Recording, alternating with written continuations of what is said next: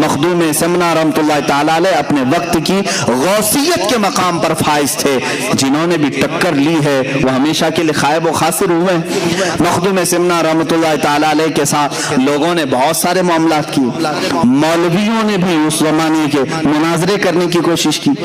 ایک مولانا صاحب تھے اس زمانے میں، جب مخدوم سمنا رحمۃ اللہ تعالی علیہ تشریف لائے تو سارے علماء کو لے کر کے انہوں نے کہا کہ میں ایسا اس آئے ہوئے جو فقیر ہیں مناظرہ کروں گا کہ یہ جواب ہی نہیں دے سکیں گے۔ تو دعوت دی اور ایک بڑی مسجد میں انہوں نے بلایا۔ مخدوم سمنا رحمۃ اللہ علیہ فقیرانہ لباس میں ہوا کرتے، اپنے چند مریدین کے ساتھ آئے، اور جب آنے لگے تو وہ جو بڑے مفتی صاحب تھے، بڑے مولوی صاحب تھے، وہ بڑے ایک مسند پر بیٹھے اور ان کے سارے شاگرد آس پاس تھے۔ مخدوم سمنا جب داخل ہونے لگے تو آپ پہلے داخل ہوئے، تھوڑی دیر کے بعد آپ کی ایک دوسری شکل داخل ہوئی، تیسری شکل داخل ہوئی، چوتھی شکل داخل ہوئی، سب دیکھنے میں مخدوم سمنا کی طرح ہی دکھ رہے ہیں۔ جو مسجد میں آ رہا ہے مخدوم اشرف سمنانی کی طرح دکھ رہا ہے۔ مولوی صاحب گھبرائے، دیکھتے رہے یہ کتنے سمنانی آ رہے ہیں۔ ہم نے ایک مخدوم اشرف کو بلایا تھا، اشرف کو، یہاں آئی رہے، یہاں تک کہ گھنٹہ گزر گیا، اس محفل میں 100 سمنانی داخل ہوئے، 100 شکلیں آئی۔ مخدوم اشرف سمنانی رحمۃ اللہ تعالی علیہ اپنی کرسی کی طرف بڑھتے ہوئے مولوی صاحب کو مخاطب کر کے اتنا ہی پوچھا، مولانا صاحب آپ نے بہت سارے سوالات جمع کیے ہیں، اس میں سے کون سی شکل سے کون سا سوال کرو گی؟ وہ تنہا تھے مخدوم سمنا، لیکن اللہ رب العزت کا یہ تصرف ہے۔ یہی تو ہم کہتے ہیں میرے آقا صلی اللہ تعالی علیہ وسلم اپنے ہر غلام کی قبر میں تشریف لاتے ہیں۔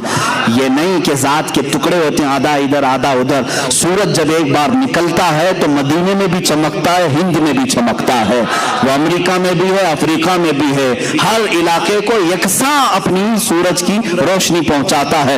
اللہ تعالیٰ اولیاء کاملین کو بھی یہ تصرف عطا کرتا ہے، وہ بیک وقت 100 جگہ پر بھی حاضر ہو سکتے ہیں، 1000 جگہ پر بھی حاضر ہو سکتے ہیں۔ یہ بعض اولیاء کاملین کے تصرفات ہیں۔ وہ مولوی صاحب نے توبہ کیا اور پھر مرید بھی ہوئے، داخل سلسلہ بھی ہوئے۔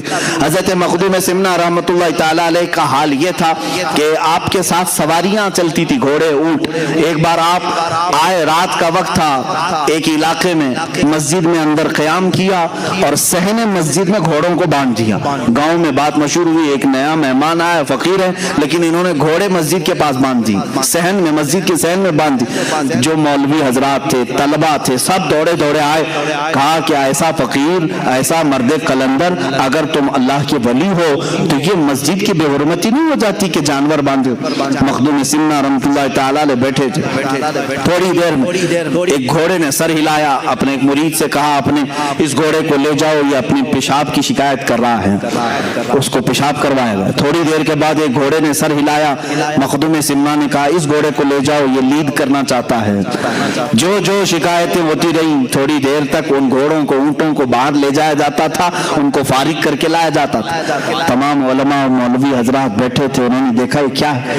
مخدوم سمنا نے فرمایا مسجد میں جانور کو اسی لیے نہیں لایا جانا چاہیے کہ وہ ناپاکی کریں گے، لیکن میرے گھوڑے ایسے ہیں کہ ان میں سے ایک بھی نہ پیشاب کرے گا نہ پخانہ کرے گا، انہیں جب ضرورت ہوگی یہ مجھے اشارہ کریں گے اور ان کا جہاں مقام ہوگا وہیں اپنی یہ غلاظت بھی کریں گے۔ تم دیکھ لو فجر تک ان میں سے ایک گھوڑا بھی لید نہیں ڈالے گا اور نہ ہی پیشاب کا ایک قطرہ ڈالے گا۔ اس کے باوجود پھر بھی جانوروں کو مسجدوں میں نہیں لانا چاہیے، لیکن ہم مسافر ہیں، ہمارے پاس جگہ کی تنگی تھی، ہم نے یہ عذر کی وجہ سے یہاں پر رکھا ہے۔ مخدوم سمنا رحمۃ اللہ تعالی علیہ کا تصرف جانوروں پر بھی تھا، جانور بھی آپ کے مطیع و فرما بردار تھے۔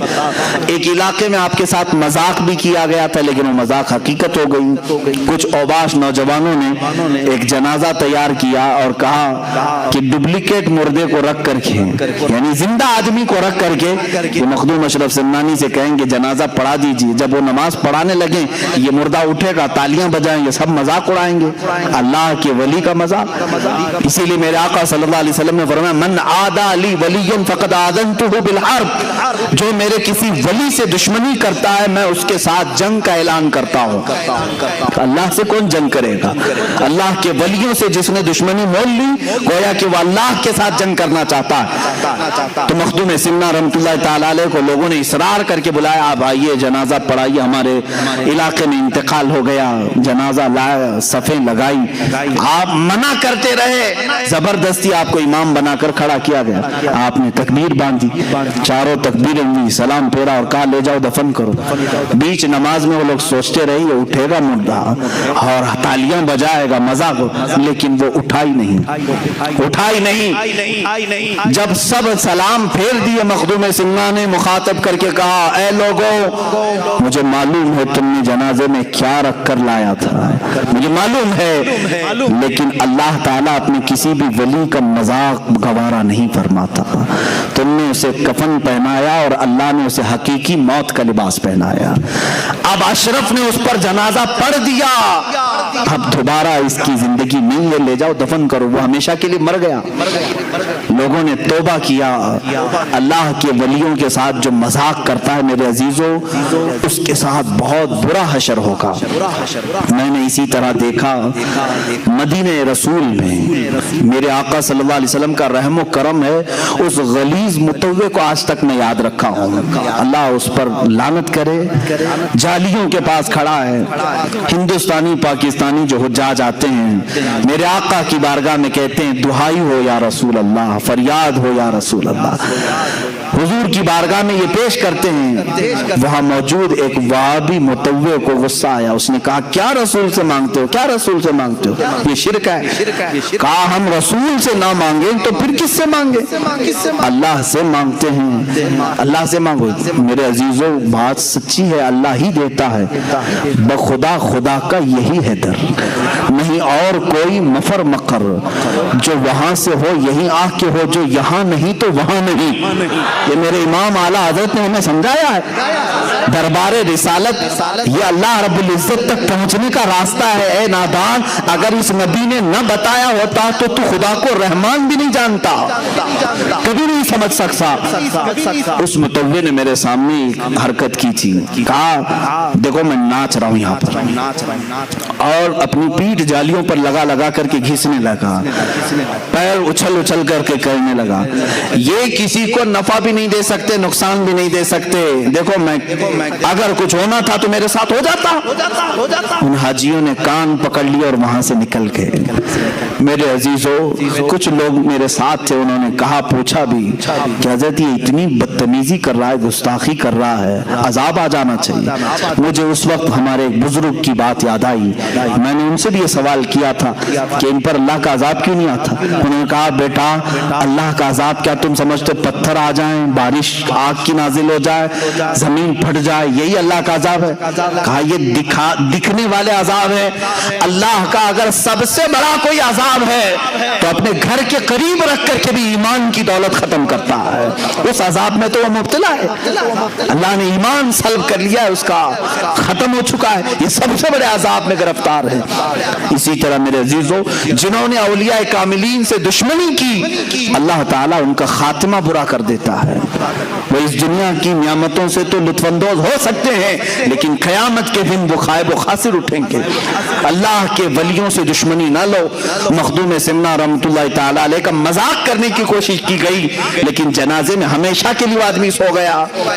کچھ لوگ ایسے بھی ہیں آج جو اولیاء کے تصرفات اور ان کی کرامات کے منکر ہیں۔ قرآن ان کی کرامات کی گواہی دے رہا ہے۔